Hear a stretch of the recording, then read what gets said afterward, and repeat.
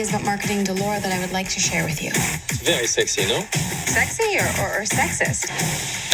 La meilleure surprise d'Emily in Paris, l'inénarrable série créée par Darren Star pour Netflix, c'est peut-être elle, Philippine Leroy-Beaulieu, la French patronne super bitchy, super sexy et super bilingue de la Candide américaine. 35 ans après 3 hommes et un couffin, l'actrice française fait des étincelles en diva du marketing, perchée sur ses privilèges et ses talons de bouse. On n'a pas résisté au plaisir de la taquiner un peu. Please continue. Philippine Leroy-Beaulieu, vous n'avez pas honte de véhiculer des clichés pareils sur Paris et les Parisiens? Oui, il y a des clichés, mais c'est un peu la première chose, c'est le regard de quelqu'un d'innocent.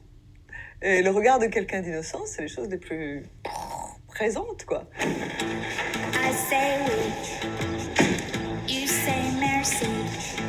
Hi, I see. Je pense que le Parisien, c'est quelqu'un qu'on doit vraiment conquérir.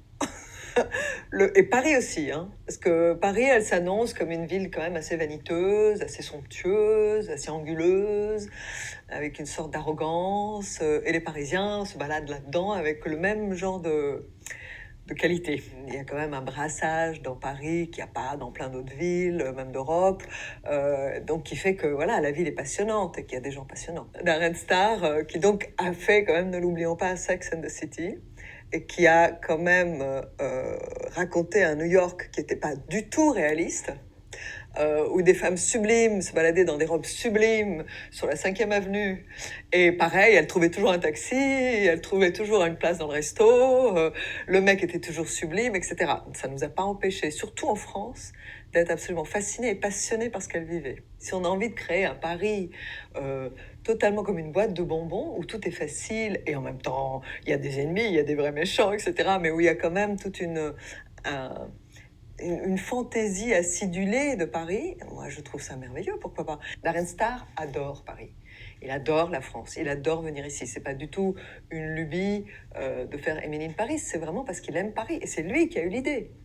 Well, that's very unfortunate.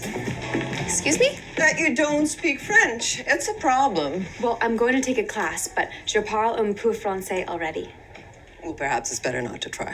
Chic, odieuse, adultère, son personnage, ne serait-il pas un peu un concentré d'essence de pur jus de cliché? Il y avait une évidence entre moi et elle, en fait. Je crois que pour jouer Sylvie, il fallait que je me jette dedans sans me poser de questions. Justement, pas de questions ni de crédibilité, ni de est-ce que c'est pas cliché, est-ce que c'est cliché, ni de est-ce que vraiment je vais être aussi méchante que ça, est-ce que je vais être aussi... évidemment, quand elle l'invite à déjeuner, qui dit non, je vais plutôt fumer une clope, on se dit, bon, est-ce que je vais accepter? Et en fait, à partir du moment où j'ai compris qu'il fallait que j'accepte tout, je suis rentrée dedans, je nageais dans la mer, déchaînée de Sylvie. It's a pleasure. Welcome to Paris. En tout cas, s'il y a un cliché auquel elle fait la peau, c'est bien celui des Français qui parleraient l'anglais comme des vaches espagnoles. Moi, j'ai grandi en Italie, et quand j'ai grandi en Italie, j'ai été aussi scolarisée dans une école américaine à un moment, et ma meilleure amie d'enfance est américaine. Donc, quand j'étais petite, j'entendais l'anglais énormément. J'étais beaucoup chez ma copine, et donc en fait, j'ai appris l'anglais depuis que je suis gosse. Les Américains, alors, dont on sait qu'ils aiment tous le mauvais café et la salade de choucal, ils sont comment dans le travail? Ils sont très perfectionnistes, ils sont très méfiants de nous au début. Ils se disent, est-ce que vraiment ces Français vont bien bosser? Et c'est ça qui est joli, en fait, dans la série, et que les gens ne voient pas en France, parce qu'ils sont focalisés sur la vexation d'avoir été traités un petit peu comme des Français. C'est ce que Darren raconte sur Emily. C'est ce qu'il raconte sur les Américains, à travers Emily, c'est cette petite arrogance qui arrive déguisée en bonbon. C'est cette méfiance, malgré la fascination, etc.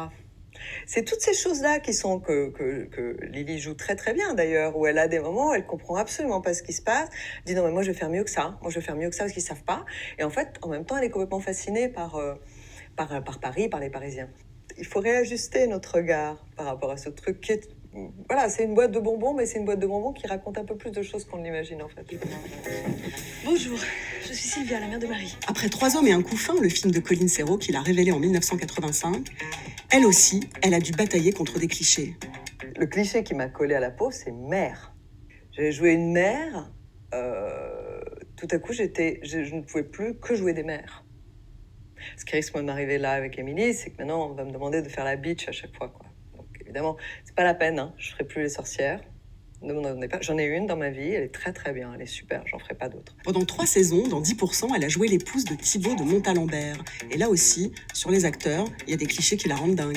Les clichés sur les acteurs en général qui m'agacent, c'est que les acteurs sont des menteurs.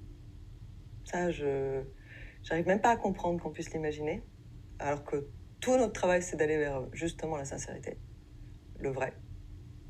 L'idée que nous sommes coupés du monde, qu'on est tous en train de rouler sur l'or et qu'on n'a pas de soucis, ça c'est une idiotie. Des séries comme 10%, elles ont vachement contribué à donner des regards plus de travers, plus de côté, plus en diagonale de notre métier, et c'est vraiment très très bien. Et sinon, est-ce qu'il y aura une 2e saison d'Emily in Paris? J'espère, je pense qu'on est en train de faire un joli succès, je pense qu'on va quand même peut-être réussir à faire une saison 2, mais rien n'est arrêté aujourd'hui, donc on peut pas en parler. Évidemment, j'ai qu'une envie, c'est qu'elle ressorte sur le plateau, Sylvie, qu'elle existe.